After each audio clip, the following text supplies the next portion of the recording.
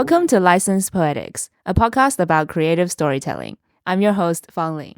Today, I'm still the only one from the Licensed Poetics team because my co-host Ahim is on holiday. He's taking some time off to focus on his creative projects and to go traveling. But he should be back next episode. So if you're crazy about Ahim, which I know a lot of you are, you won't be disappointed in the next episode. Today, I have a very special guest in the studio with me, the wonderful Derek. Hi. That was so underwhelming. Derek is a wonderful friend of this podcast. Would you like to introduce yourself? Yeah. So my name is Derek. Started reading recently, actually, when I first met you. So What? yeah, like I didn't read before we started hanging out. You're kidding. I don't really read. There's a reason that whatever I write only feels like I've read maybe one or two books by Murakami. It's because I don't read. Derek is a screenwriter. That's what he means to say. I like screenwriting. Yeah. I have written nothing for the screen. Yeah. Yes, you have. I've seen your scripts. Oh, yeah. Well. Okay, Derek is being too humble. So what kind of TV shows or other media, other types of creative storytelling do you engage with, Derek? I am really getting into prose now, so I'm really enjoying that. I've always liked TV shows. I use that to self-medicate because who doesn't? Movies as well. I quite like basically anything but poetry. You're lucky him is not here today. I haven't written I tried writing poetry once, maybe in year 11, and it just sucked. It was cliche. Look, everyone's poetry in year 11 sucks. So yeah, I'm very excited to have Derek here with me. Okay, now let's do our reading update to get that out of the way. And I'm really excited to share the book that I'm going to share today as well, because it's a huge item on my TBR list. TBR just means to be read. Yeah, it's one of those bookish acronyms that if you hang out in this community, which you will starting from today, you'll know. So TBR means to be read. And then the other one is DNF. So did not finish. Oh, is that like a book talk thing? Yeah, book talk, booktube, book community kind of thing. Right. Yeah, very nerdy. Is this the same book community that's really into smut? Is that the same? Yes. Like Sarah Jane Maas? Yes. Oh my God. But there are also people in the community that are into classic literature, into poetry, into everything. And regular pornography. So yes. Yeah, no. But yes, the book that I wanted to talk about is Small Things Like These by Irish author Claire Keegan. And it's funny because I recently watched Derry Girls. Nice. That's which good. You have as well, right? I've only seen, I think, the pilot and maybe a couple of episodes. Okay, right. Yeah, I didn't get that far into it, but it's pretty funny. Yeah, I loved it. I love Derry Girls. And that show was set in Northern Ireland. And this book is set in a Republic of Ireland town, but I recognized some of the Irish lingo that's the same in the show. That's the best. That makes you feel so smart. Well, it just felt endearing, Oh, it's yeah. kind of I heard this on TV and now I'm reading about it in a book. One of the lingo is Wayne, the word Wayne. It just means child. We have two Waynes at home. Just means we have two children at home. And they use that in the book as well. It's set in 1985 in a small Irish town around Christmas time. So it's very much like a Christmas fable. It's only 100 pages. And it's really short, but it really packs a punch, right? And it reminds me of A Christmas Carol by Charles Dickens.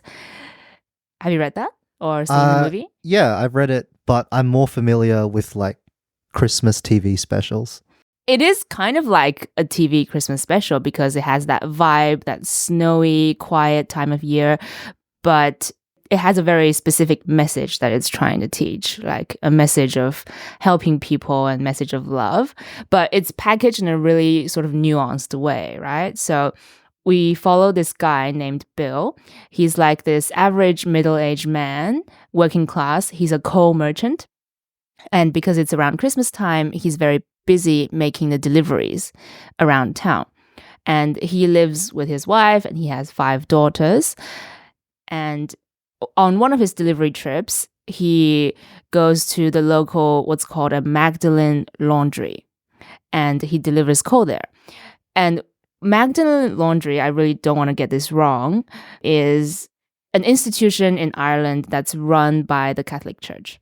It's run by the Catholic Church, and it's ostensibly to house fallen women. And fallen women meaning sex workers, women who got pregnant out of wedlock, poor women, destitute women. And they would house them, but really to exploit them for cheap labor. Apparently, it's run like from the 18th century all the way to the 20th century. So it's like a long history, been there for ages. And yeah, it's called Magdalene Laundries. So Bill goes to deliver coal to one of these places, and he discovers a young woman being locked up in the coal shed. And it's clear that she's been there for quite a few days, and she had just given birth, and she was really emaciated, just clearly abused and mistreated. And on the day, he helped the girl up and brought her back inside the main building. And the nuns who run the place try to cover up their abuse. They were like, oh, this girl, she just likes running off to places that she shouldn't be, and she got lost and got locked up by accident. And it's quite clear that Bill didn't believe them. But anyway, so that was that day. And then he got home and he really started thinking, should he go back and help the girl? But then this is very interesting, people around him started to discourage him from speaking out against the church. And especially his wife and some of the other women characters in the book, because they think the church runs the laundry and the church also runs some of the best schools in the town. And if we want your own 5 daughters to get into these good schools and have a good future, don't do anything stupid like speaking out against the church. And because it's a small town, everyone knows everyone. And they are just a working class family and they're not exactly super well off. So that's kind of the choice that Bill is facing, right? So that's his trolley problem, right? Trolley problem, as in kill 1 to save 5? Yeah. It mainly made me think of that because she's got 5 daughters. And usually in pictures of the trolley problem, there's always 5 people. That is true, yeah. I don't know why, but it's always 5 people. 5 people and then one person and then on one the person other. on the other side. It's just it is a bit like that, like a moral dilemma. What's really interesting about the book is that it highlights this complicit silence really well. So you really see how people are so reluctant to speak out against a powerful institution. And they love sort of like drawing this comparison between Bill's daughters' futures to those fallen women. And then there's almost this idea that those fallen women just can't be helped and they can't be saved at the expense of the proper girls' futures. Yeah, that comparison, the author has really geniusly set up this situation to really bring out this kind of comparison. Like, it's really incredibly sad how society imagines women in such like a one or the other way. You know, it's like once you fall across that gap and become a quote unquote fallen woman, there's almost like nothing that can be done for you. You're beyond help almost. There's this idea. And that's really dangerous and destructive. And it is a Christmas story, so there is a happy ending in the end. But basically, Bill kind of says that, you know, the point of life is not to be careful and not to offend the wrong people, but to help each other. And in doing so, he discovers the best parts of himself as well. And in the end, the book's message is that you should speak out. It takes courage for sure, but you should speak out. And evil institutions like the laundries only exist because people allow it to. Right. That's a really cool way to frame that. What's that called? Is it the Madonna Whore complex or whatever it is? No, I haven't heard of that. Madonna Tell me. Virgin complex. I can't remember exactly what it's called, but it's that social phenomenon where people in society either view women as either untouchably pure or very like broken and evil, basically. Exactly. That's exactly what it is. Yeah. Yeah. Yeah, and there's a fantastic conversation when Bill first brought up this thing to his wife, and then his wife immediately just jumped to, why are you thinking about stuff like this? Our own girls, they're all well. And then Bill's like, what does this have anything to do with our girls? And then the wife is like, we should stay on the right side of people. That's a recurring phrase in the book, and it's genius. We should stay on the right side of people, so none of our girls will have to go through what those girls are going through. Yeah. Yeah. It's pretty like, I was going to say anti-capitalist sort of message, but It is. Hey, well, capitalism encourages competition. selfishness. Well, for one person to have something, someone else has to not have it, right? And that extends also to those women in a sort of moral sense, right? Like the social currency that they have is taken up by the people who are considered pure or untouched. And in the end, when Bill helped the girl out, everyone in the town was looking at her like just with pure hostility and judgment. Yeah, it was like a powerful message, a powerful gesture really for Bill to help her and literally parade her through the town at Christmas time, sending a message out there that, you know, this is what it takes to help the women, and we should be silent no more, really. And that's the meaning of Christmas? That it has to be that, otherwise it's not a Christmas story, right? What's the meaning of Christmas? That people should help each other. Yeah, it's classic Christmas. Yeah. Like a TV special. Bill's own mother had the potential to be a fallen woman because she, I guess, got pregnant out of wedlock. But then this local rich Protestant woman took them in.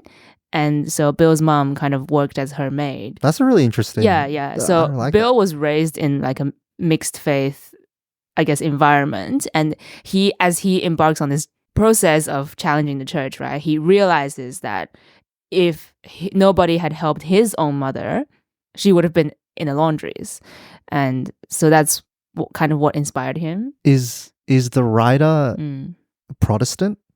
Oh, I don't know. I think she's Catholic. Catholic? I just find that like the Catholic Protestant, I feel like there's got to be something to the religious aspects of it all. But also the Protestant woman who helped him, she's rich, she's well off. So there's definitely that because you're Protestant. Oh yeah. Yes. Yeah. I remember that bit in Derry Girls where they're like, how many Catholic officers are there in the police force? Yeah. That's super interesting. I might have to read it. How you said it's short, right? So short, 100 pages. Like a Christmas special. Exactly. And huge font. And huge font. Yeah, huge font. So it's really, really quick. I read it in 2 days.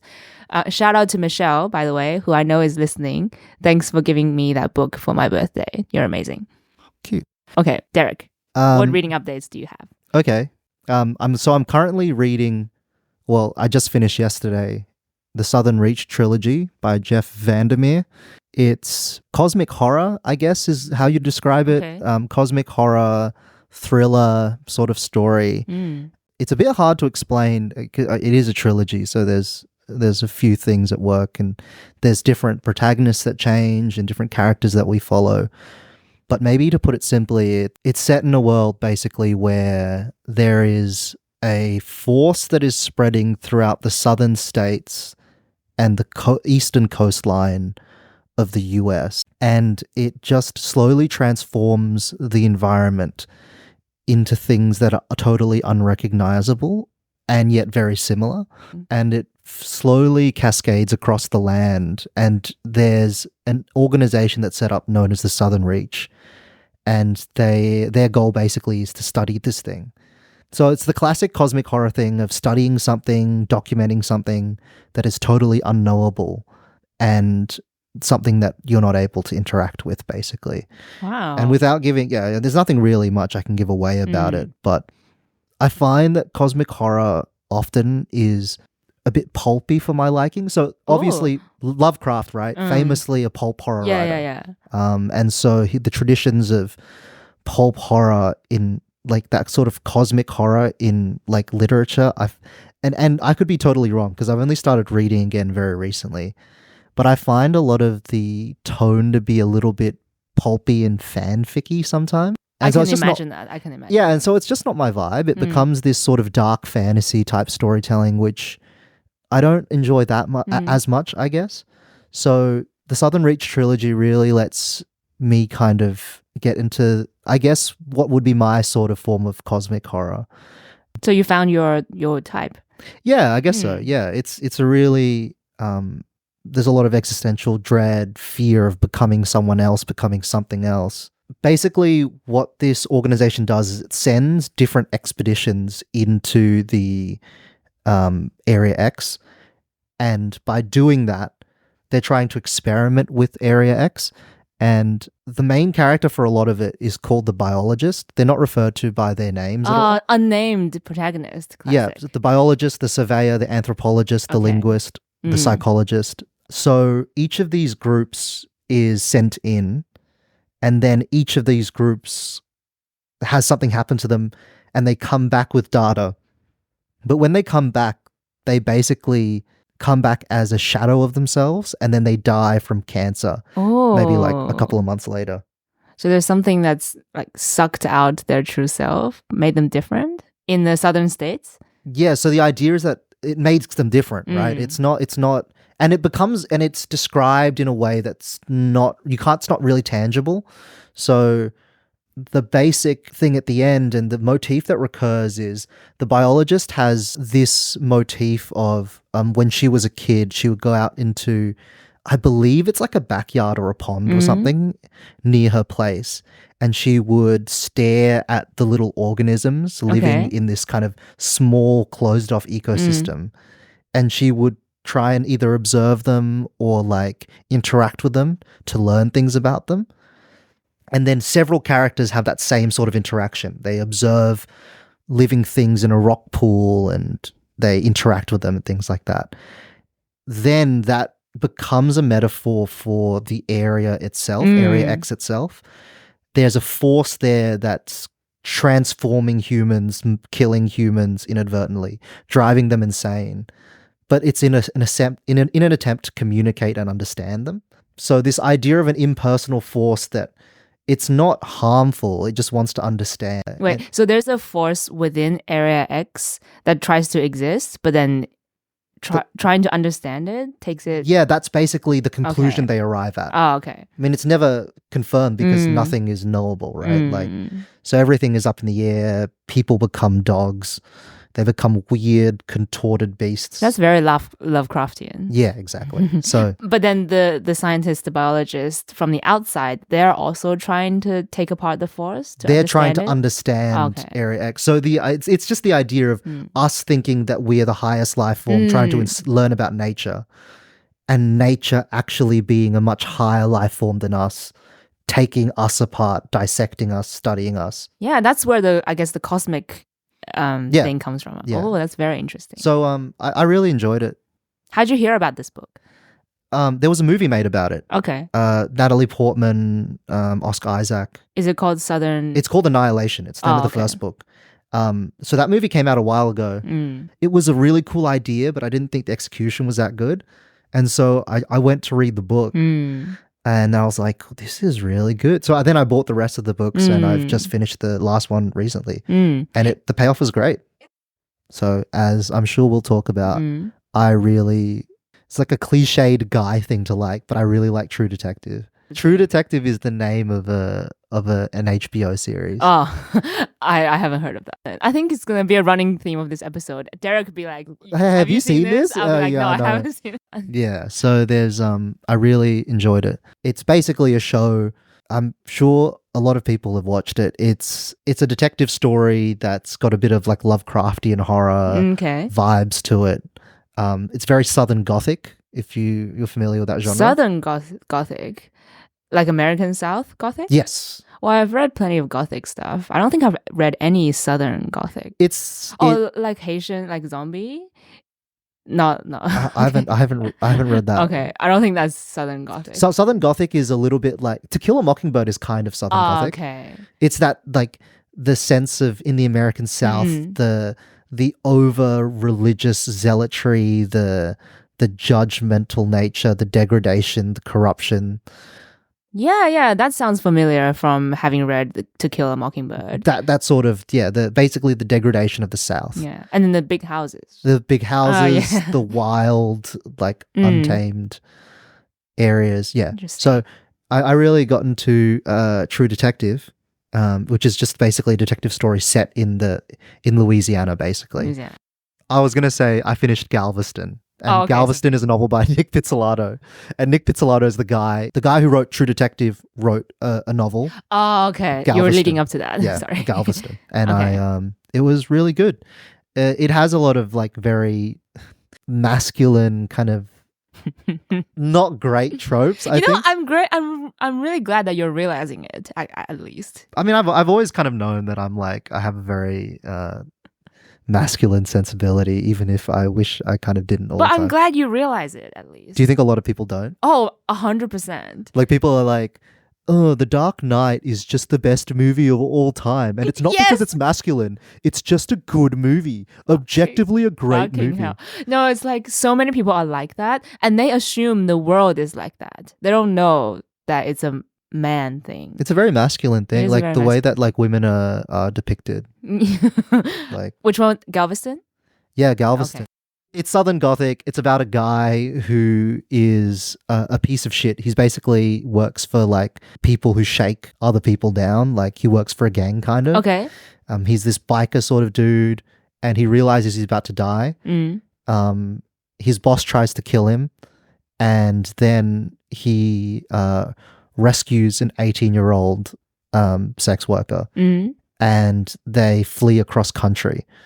And in doing so, they pick up apparently the girl's little sister from an abusive household. Yeah.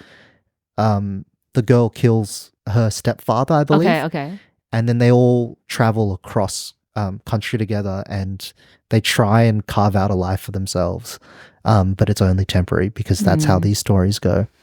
It does, the beginning sound pretty masculine, at least. Yeah. And then I guess the emotional hook of it really is when you find out really about how sad the girl's life is. Okay. Because the girl calls it her younger sister, but the ages don't quite match up. Oh, is she her daughter? Yeah. Oh, okay. Yeah, so it's one of those. That was really sad. It was one of the few times where I was reading a book. And was that like a big reveal in the middle of the book kind of thing? I think, no, because it's done really subtly. And I did watch an interview with him where the author, where he says it's just something that he realized as he was writing the book, because it was... Of course it is, right? Yeah. And so because it was done really subtly, it feels more tasteful, because if you do a big reveal, it feels gross. You're like... That's very... I like it when it's subtle as well. Yeah. I like it, yeah. Have you finished the book already? Or yeah, it's a very short book, and I really enjoyed it. It's just, it makes you feel that if you're a shitty person, you could still do good things. Of course. I love that. That's one of my favorite, and that's a very masculine trope, right? I think I agree. But yes, Galveston, good read.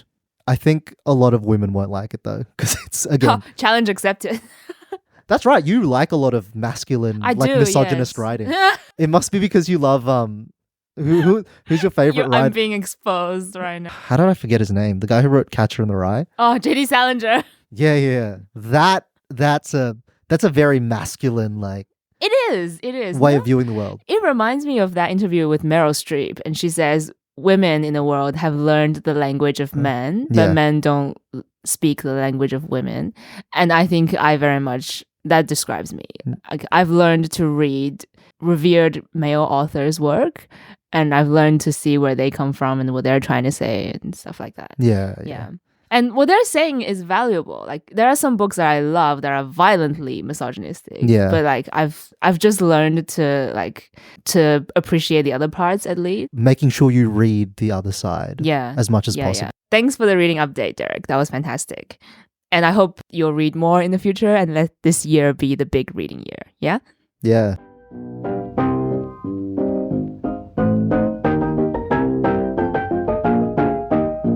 Okay, I hope you've enjoyed our reading update section.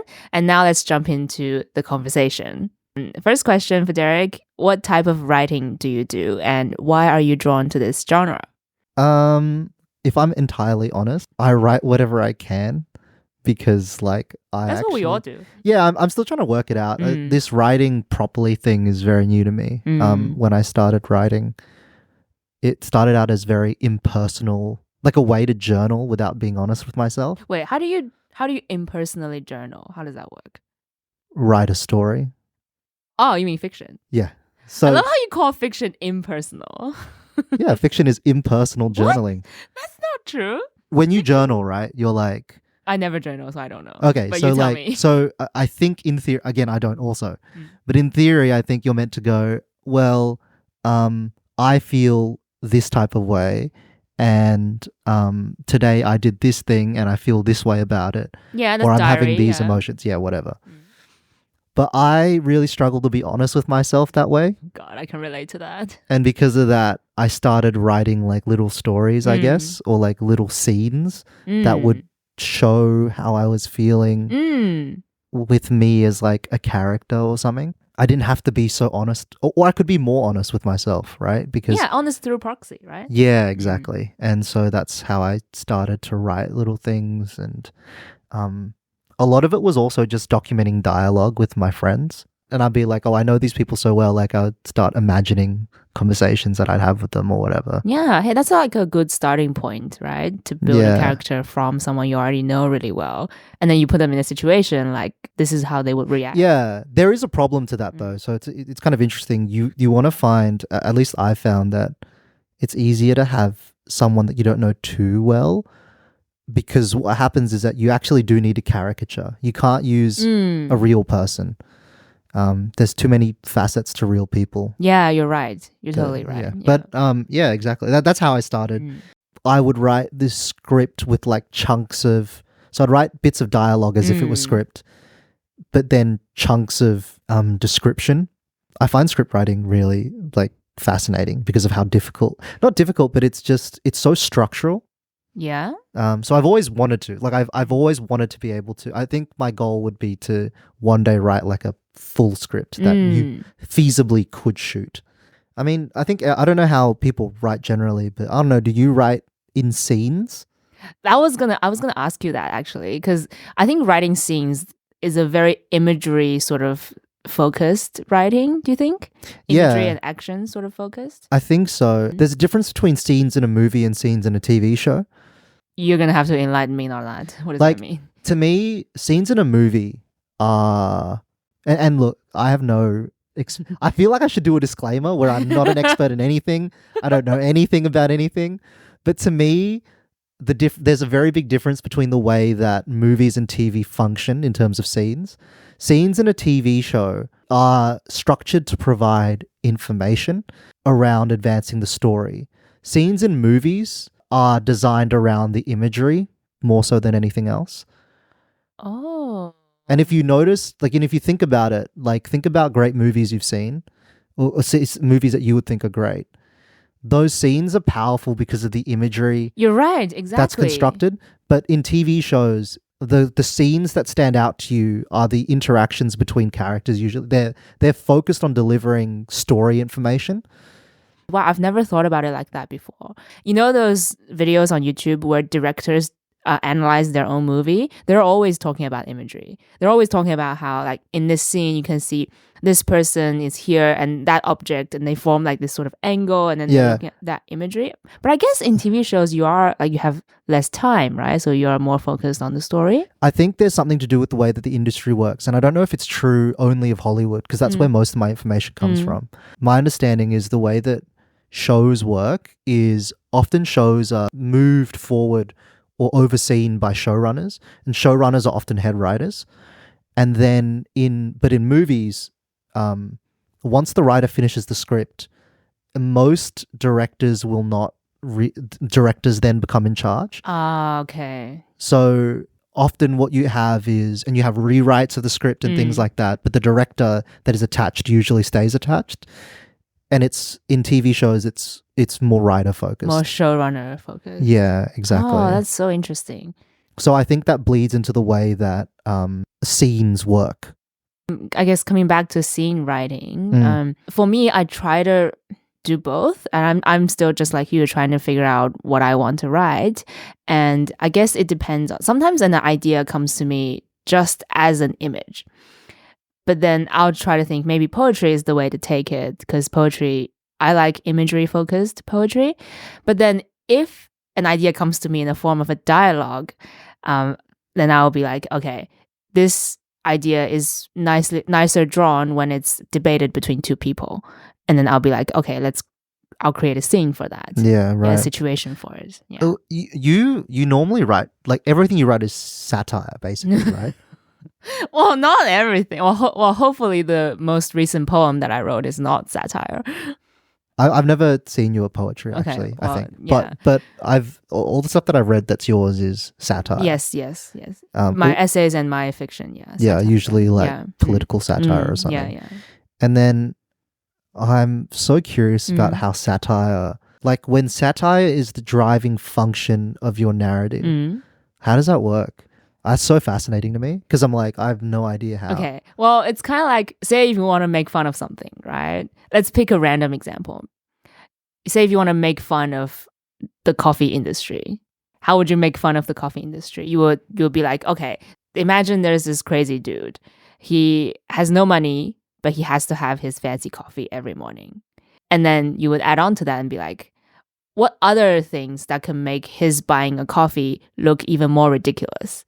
You'd be like, okay, maybe his wife just left him. Maybe he's in debt. Maybe he can't even afford shoes. And then you have this image of a guy dressed in rags showing up at a fancy coffee shop buying a $10 coffee. That's great. That's right. So you kind of build up, like you figure out what you want to make fun of, and then you come up with crazy things to make the situation more pronounced. So do you write satire because you're an abrasive person and you're trying to justify your personality? Yes. Oh my God. I'm trying to be better, really. That's why I say my most recent poem, I hope it's not abrasive. I hope it's hopeful. I guess it comes from like a bitter place. It really does. A bitter place and a wish to make fun of everything to make it less painful, you know? I think that's the thing, right? Writers are probably very sensitive people. I feel like. Fuck. Okay, that segues perfectly into our next question. Yeah. Thoughts about so many writers being depressed. This is a very serious topic. No, it's not. you know, now that you've mentioned masculine writers like J.D. Salinger, there's actually a perfect quote from him on this. He says, this is in Wait, hang on. Is this the quote that goes, "I love women with big boobs"? Is that the quote? Is that from him? I haven't read that. No, it's not a real quote. I would believe it if it was a real quote, seriously. Because anyway, I like young women because they remind me of my sister. Like, I don't know. That sounds like J.D. Salinger to me. That's Edgar Allan Poe. Do you know how his wife is 14? They were all dating like 12-year-olds. Writers are fucked, man. They're fucked. They're completely unhinged. They're a danger to society. So the quote from J.D. Salinger, right, is that the worst thing about being an artist is that it will make you slightly unhappy constantly. That's true, but I wonder if like you are an artist because you're unhappy. That's chicken and egg. You don't know, because when you're unhappy, you try to make meaning out of your suffering, right? Or you try to imagine you're someone else. But then when you're happy, you don't need imagination. Yeah, I don't know about you. Do you write when you're happy? I don't. So over summer, I had a really good summer, right? And then you didn't write? I didn't write a fucking thing. I had a lot of ideas. To be fair, I had a lot of ideas, but I had no desire to execute on any of them. It's so this is the most lame thing ever, but you can put it in the podcast if you want. I was hanging out with somebody over the summer, and the whole time I was hanging out with her, I didn't feel like writing at all. Oh, God. But then she left, and then I was like, maybe I should write something about this. Which is just the worst shit ever. Like, it's so lame. And then the thing that I was going to write about was like... Breakup? No. It was about like... Okay, now I'm pitching. Now I'm straight up pitching. I'm listening. I'm an executive. Yeah, so you're a publisher, and I'm pitching my story to you. Yes. The story basically is about them hanging out all over summer, and this guy who feels happy basically when he's around her, And on the last day before she leaves, they're driving back to her place. And do you ever drive much on the M7? If you take a wrong turn, it takes you in this loop, and this loop feels like it lasts forever. Oh, I'm seeing a metaphor coming in. And it's just this slow turn. Yes. And it's so gradual that you almost can't see the bend because it's such a slow turn. Anyway, I got us lost, and she was complaining about it, and she was like, "What the fuck are you like? What did you get us lost again?" And so I got her lost in this tunnel like 3 times while we were hanging out. She was like, "How do you keep getting lost in this fucking tunnel? Like, are you doing this on purpose?" And I just kept thinking to myself, "Well, do you actually do you dislike it? Like, we're still hanging out. We're just in the car, right?" And she's like, "I guess it's not so bad." It felt like such an eternity that I thought, like, what happens if one day I'm like, I have a family, I have kids, and then I grow old, I retire, my wife dies, and then they finally put me in the ground, and then I wake up and I'm still in that motherfucking tunnel. Oh. And then I thought, like, that's not so bad, right? Like, I'm still sitting next to this cute girl. It's not that bad. Like, it's fine. I can do that again. That's great. Hey, I actually like it. Don't steal my ideas, listeners. I've just handed you a $1 million book deal. Wow, that's amazing. You got to write it now. Yeah. You got to make yourself miserable again so you can write this book. Yeah. So anyway, I had the idea for that, and then I was like, yeah, I can't be fucked to write this. Because you're just too busy being happy, right? Yeah, exactly. Or sad and happy. That's my favorite place to be. Oh my god. I don't know how about you, but that's my favorite place to be. It sounds like a great place. It's sad terrible. But happy. So stupid. I actually really like that. Thanks for sharing the idea. I like it when you said, it's a tunnel and then you got in there by an accident, right? Like a wrong turn. The first 2 times it was. The last time I just wanted to hang out with her more. Okay, but then you don't have to say that in the story. No, I will say it in the story. That's part of it, right? It's like knocking into eternity. Like if you have to be stuck somewhere for eternity. Yeah, but the question is, do you choose? Do you choose eternity? So anyway, this is non-fiction, basically. What? This is fiction. I mean, it's not a literal eternity, but like all of those things happened. Yeah, but if you want to make it into a story, it'll be fiction. Yeah, but it can have a root in a real life event, but like it'll be fiction. I guess so, but it's all true. The reader doesn't need to know that. Look, I really think the reader knowing it's true doesn't make the story necessarily better. Or I agree. Worse. I agree. I agree. But it just doesn't feel like writing when you're actually just writing what happened to you, right? What do you mean? It is writing. What do you think writing is?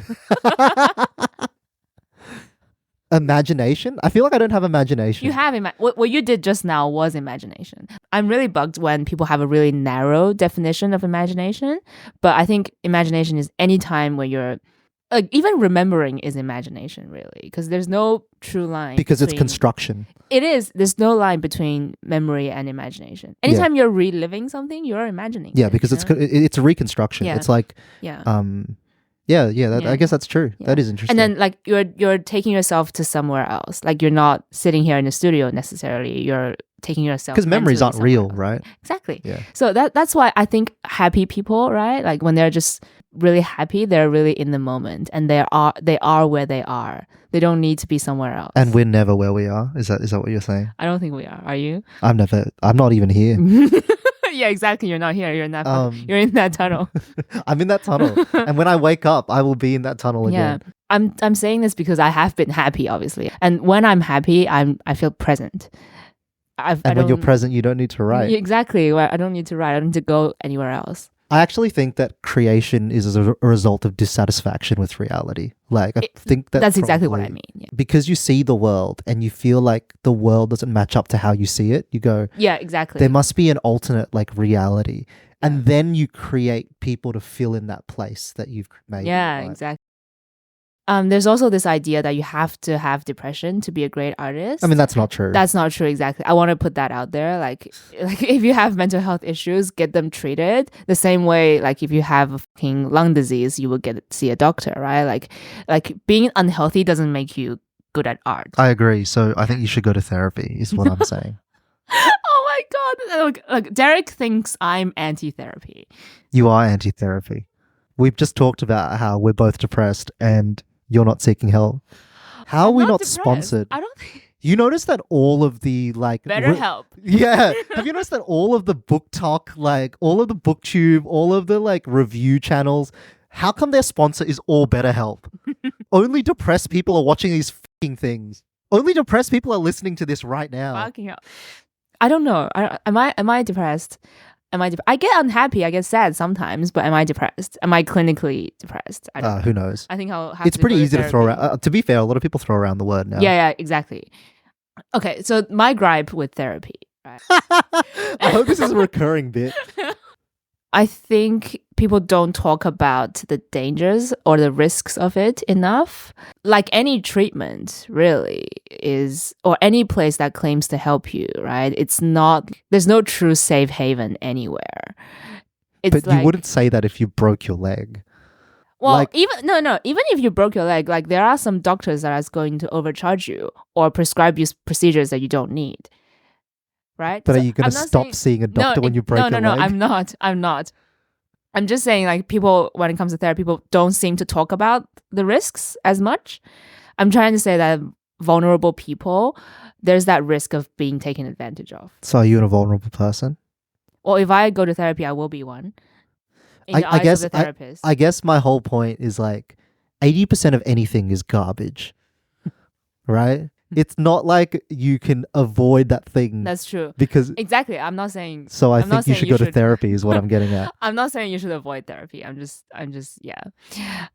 I don't trust it unreservedly. And I think people don't now. I've seen like a lot of people talk about shit therapists. Then that's a good step in the right direction. I think. Yeah. I should go to therapy. I'm glad we finally got there. I will keep our dear listeners updated on my on my journey. Okay, I guess next up we have to talk about IBS because that's on my list of questions. What is it with writers and creative people having IBS? Where's the rest of the joke? Is that are you not doing a Seinfeld stand-up bit? What's the deal with IBS? I have not seen Seinfeld. What? Recurring theme of the episode. I haven't seen. But yeah, IBS. I guess it's kind of related to being unhappy. It's probably to do with like anxiety and stress as well. And what's more anxiety inducing than having the personality of a writer? And then what's more stressful than having to write about it? And I think IBS is like a good indicator as well. I recently saw it the other day of if you have GI issues, it could be a symptom of burnout. And yeah, to me, I think it's just like a bit of burnout and overwork kind of thing. So I do put a lot of pressure on myself.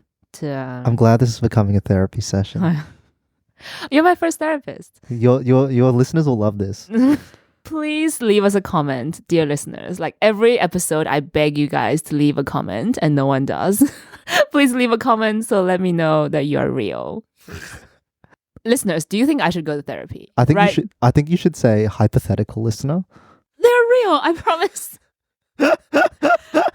Listeners that I know that are real, please let me know, should I go to therapy? The next question on my list, favorite screen tropes. And I love this question because something that you brought up the other day, which is people smoking on screen.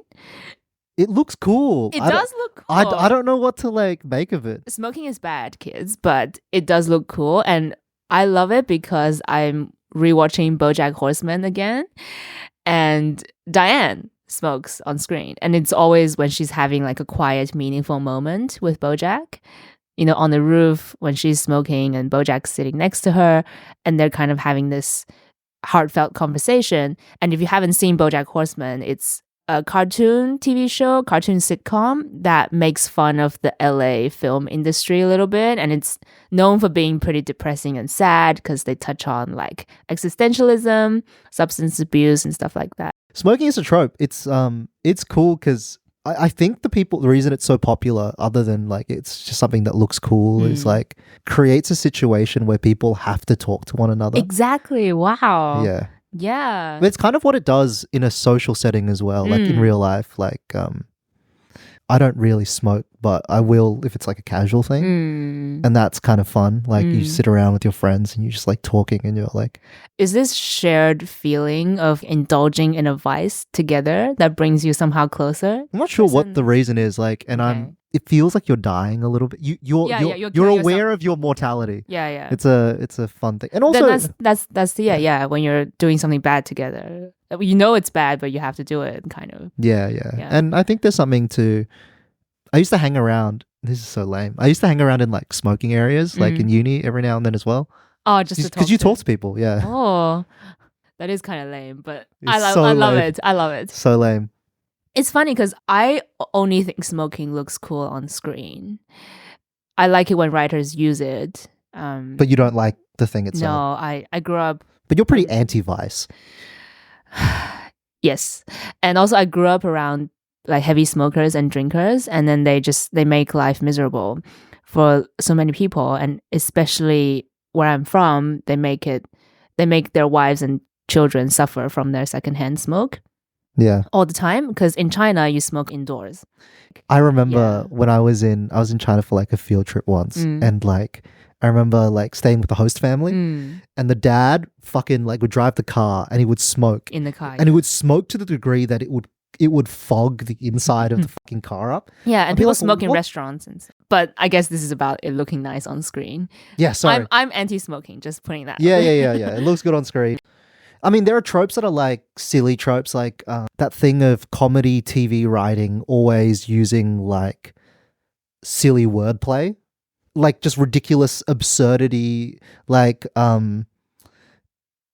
fake like dialogue that couldn't be real, right? Like a musical quality to dialogue. Like in Community, there's a lot of like Community, Dan Harmon created TV show, sitcom. It's like a comedy ensemble sort of thing. I know Dan Harmon from being the creator of Rick and Morty. Yeah. Just because I think more people maybe. So it was his like network TV like moment, right? But there was this like, one of the jokes was like they rhyme a lot, like when they're like... Okay. I'm trying to think of an example. No, that comes up in BoJack Horseman too. Yeah, because it's a comedy TV trope. Is it? My oh my, Stephen Fry. Okay. Like it's, and they just talk like that. That's really enjoyable. Yeah, that's great.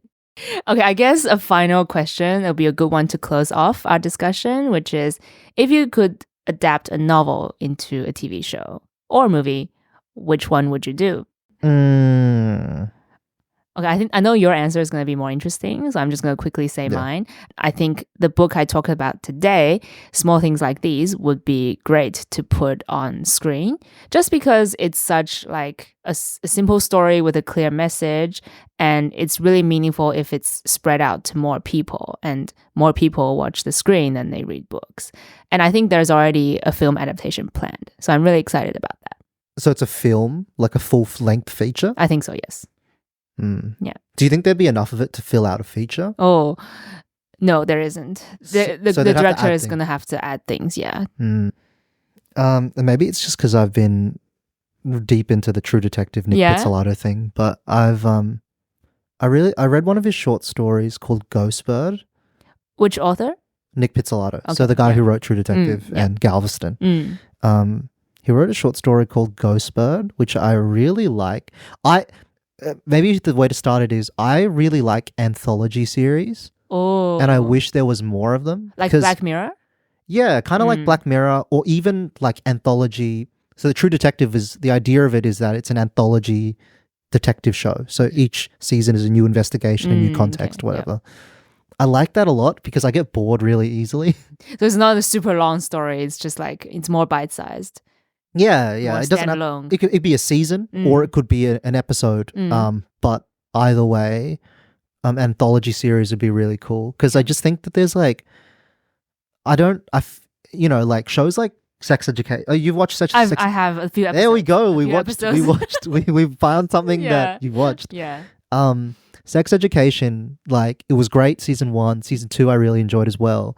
It lost steam in season 3, and I feel like stories Oh, it's too long. should end. Dragged out too long. Yeah. I see, yeah. Because I don't think, obviously you get more value out of continuing a franchise that people know, but Yeah, so it's a monetary thing could be. But if you can sell people on your vision, I feel like that's a really great way to do it. Like you can sell people on the imagery, the tone, the writing. Do you mean that will continue and for then longer? Then you can get more ideas, right? Because the person can keep making this sort of tone thing.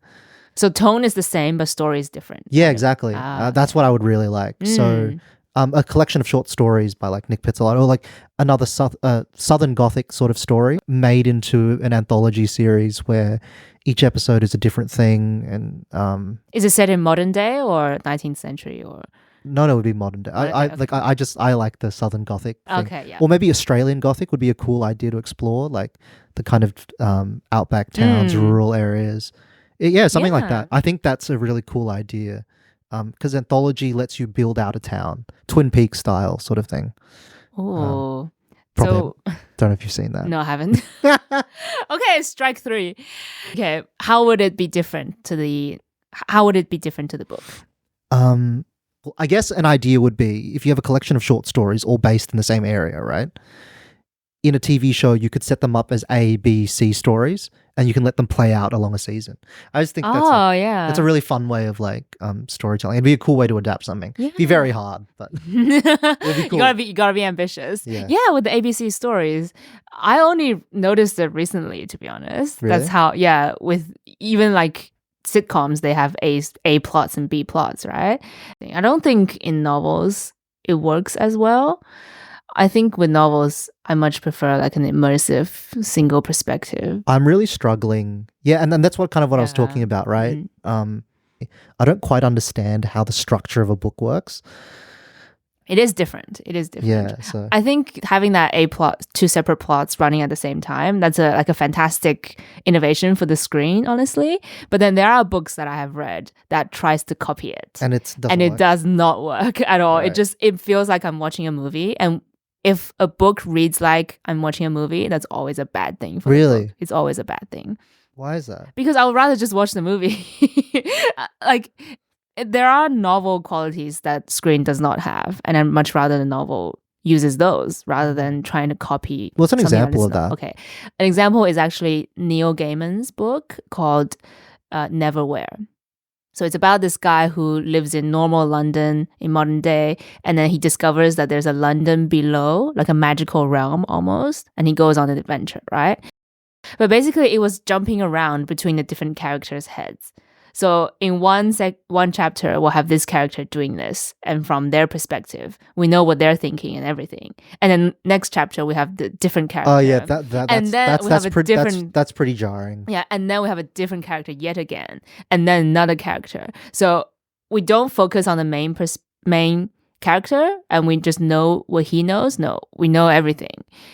So it feels like I'm cutting away between scenes, and that just doesn't. It feels like too work. descriptive. No, it's too bare bones. It's descriptive in a cinematic way, not in a novelistic way.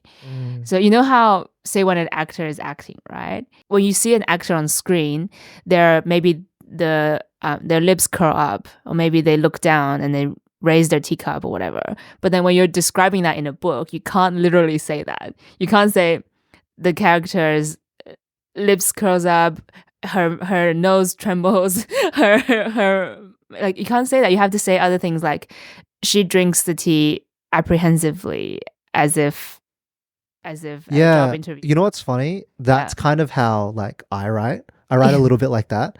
Well, maybe really, that would be good for screen. It doesn't. Yeah, it's kind of a weird way, and it's that's interesting. Yeah, it's good for screen. It's perfect for screen. And that's why that book, Neverwhere by Neil Gaiman, it's a good story.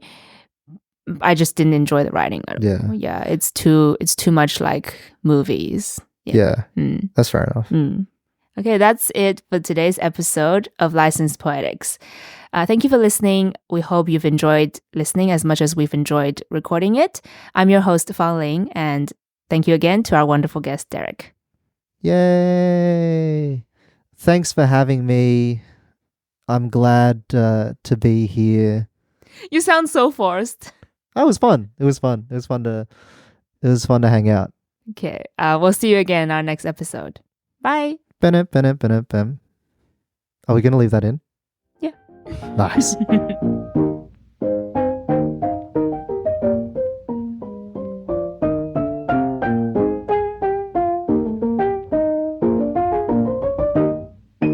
Next question. I must seem like a really bad friend. You're a great friend. See, that's on the record. I should have brought water. Can you leave the bit in at the beginning where I said I want water? I'll think about it. You know what I miss? Blogs. Oh, there's Substack now. I feel like the people who are on Substack are just like software engineers. Like you and I was Molly. gonna be like, be careful, Marlene's on it, but then she was a software engineer.